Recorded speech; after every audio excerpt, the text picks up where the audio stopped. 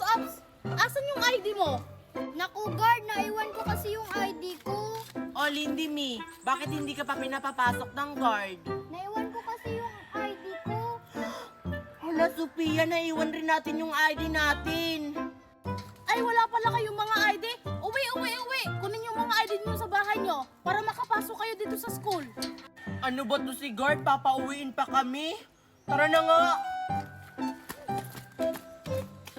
Sa susunod kasi, magdala kayo ng ID. No ID, no entry.